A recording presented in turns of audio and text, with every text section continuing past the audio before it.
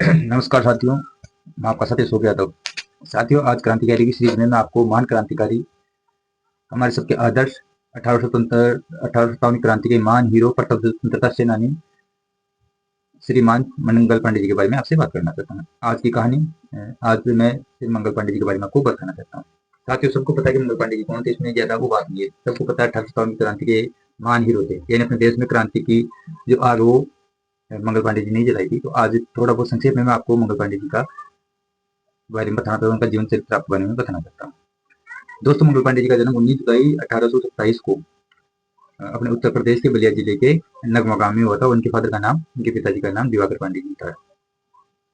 दोस्तों, मंगल पांडे जी आपको पता है एक ब्राह्मण फैमिली से ताल्लुक रखते थे। तो इन्होंने ये शुरू से अपने एक्सरसाइज कसरत करने में बहुत बढ़िया थे। कहने का मतलब एक जोशीले नौजवान थे। उस टाइम क्या, अंग्रेजों का राज था और अंग्रेजों की सेना थी।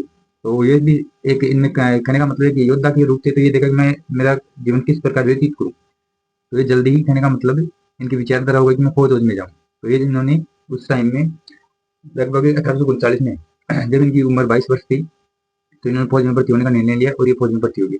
ये उस time British east India company की जो बंगाल मिलिट्री इन्फेंट्री है, उसकी 34वीं रेजिमेंट थी, जिसमें सभी ब्राह्मण थे। इसमें भर्ती हो गई मात्र 22 वर्ष की उम्र में। उन्होंने उधर अंग्रेजों की सेना में रहते हुए बहुत बड़े बड़े काम किए। लेकिन इनका जो अपना सनातन धर्म था और अपने देश के प्रति इनके मन में शुरू से एक भावना थी कि मैं देश के बारे में काम करता रहूं। ये इन्होंने जैसे सेना में गए तो उधर अंग्रेजों की, कहने का मतलब अंग्रेज सिपाही और भारतीय सिपाहियों के बीच में जो भेदभाव था, क्योंकि उस टाइम में अधिकतर सिपाही सब अपने हिंदू को अपने इंडियन थे, भारतीय थे। और जो भी, कहने का मतलब अधिकारी थे, वो सब ब्रिटिश थे, अंग्रेज थे। तो वो अंग्रेज अपने जवान थे, जो जवान भाई, उनको बहुत ही दबा के रखते थे, उनके साथ अन्याय करते थे। ये चीजें मंगल पांडे जी के मन में बहुत खटकती थी। लेकिन उन्होंने किसी भी प्रकार अपना गुस्सा दबा के रखा और अपने काम करते रहे सेना के अंदर। उनके मन में धीरे धीरे इसके अंग्रेजों के प्रति, कहने का मतलब बगावत का माहौल पैदा होने लगा। लेकिन वो बगावत की चिंगारी फूटी नहीं। वो फूटने का टाइम आया 29 मार्च 1857 को, जब अंग्रेजों ने एक नई एनफील्ड बंदूक लाया। उसकी क्या मारक क्षमता बढ़िया थी। तो वो देखे कि अपने हिंदुस्तान पब्लिक को ज्यादा समय तक दबा के रखना है अपने को, तो इस बंदूक का प्रयोग किया जाना चाहिए। तो उन्होंने क्या किया कि उस बंदूक को अपने सभी जो उनकी रेजिमेंट थी उनमें बांटना चालू किया। अब उस बंदूक में क्या होता था कि दोस्तों, उसकी जो, कहने का मतलब, कारतूस होती थी, वो कारतूस एक, कहने का मतलब, प्लास्टिक की थैली के अंदर आती थी और उसको मुंह से खोलना पड़ता था। उसके अंदर अफवाह फैला दी कि उसमें, किधर से अफवाह फैल गई, उसमें गाय और सूअर की चर्बी मिली होती है। तो जिस प्रकार गाय माता हमारे हिंदुओं के लिए पवित्र है, वैसे ही मुसलमानों के लिए शायद सूअर था। तो मुस्लिम सैनिक सूअरों के प्रति उनका धर्म की आस्था थी और हिंदुओं के अपने गाय के प्रति थी।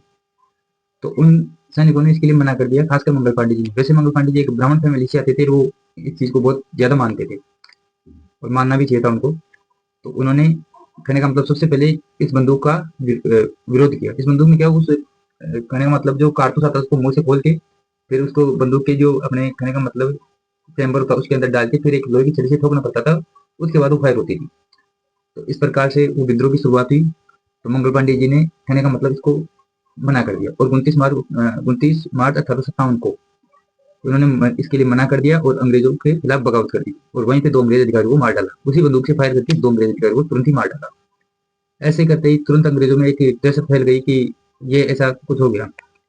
अंग्रेजों ने मंगल पांडे जी को एक बागी का बोले, बागी का टैग दिया कि ये बागी हो गया है, पागल हो गया है बागी। क्योंकि हम इनको एक 1857 की क्रांति का मान सेना नायक मानते हैं। दोस्तों, इनको पकड़ लिया गया, कोर्ट में ले जाया गया और क्योंकि फौज फौज से थे, तो इनको गिरफ्तार करके कोर्ट मार्शल करके इनको 8 अप्रैल 1857 को फांसी दे दी गई। दोस्तों, इनकी, आपको बहुत कम लोगों को पता होगा कि इनकी फांसी की तारीख 18 अप्रैल 1857 को मुकर्रर हुई थी। लेकिन अंग्रेजों को इनसे इतनी दहशत हो गई कि इनको 18 अप्रैल को फांसी देने के बजाय 8 अप्रैल को, यानी 10 दिन पहले, इनको फांसी दे दी गई अपने बैरकपुर छावनी में। दोस्तों, मंगल पांडे जी ने बहुत काम किए थे। उनमें से इन्होंने एक नारा भी दिया था कि मारो फिरंगियों को। और इन्होंने देश के लिए कई काम किए, बहुत बड़े बड़े काम भी किए, युवाओं को मोटिवेट भी किया। उस टाइम पर इन्होंने क्या, इनका ये था कि मैं अपनी पूरी छावनी को विरोध कर दूं, यानी अंग्रेजों के प्रति विद्रोह का रूप दे दूं। लेकिन उस टाइम भी कुछ गद्दार थे, उन्होंने उस काम को होने नहीं दिया और वो विरोध नहीं हो पाया, विद्रोह नहीं हो पाया। तो 8 अप्रैल 1857 को फांसी दे दी गई। फांसी देने के बाद परिणाम ये हुआ कि उसी दिन, यानी उसके मई, अगले महीने मई में, मई 1857 में मेरठ में बहुत जबरदस्त सैनिक विद्रोह हुआ। आदरणीय मंगल पांडे जी की देशभक्ति की जो भाव की उसको देखते हो 1984 में भारत सरकार ने इनके ऊपर डाक टिकट भी जारी किया इन्हें, और इन्हें पहले स्वतंत्रता सैनिक का खिताब भी मिला। तो ये थे आपको मंगल पांडे जी के बारे में थोड़ी बहुत बताने की कोशिश की है दोस्तों। ये बहुत ही बड़े इंसान थे। इनके बारे में आप पढ़ना, इन्होंने अपने जीवन में बहुत संघर्ष किया। कोई भी आपको अच्छी किताब मिले तो इनके बारे में एक बार आप जरूर पढ़ना। ठीक है दोस्तों, नमस्कार, जय हिंद, जय भारत।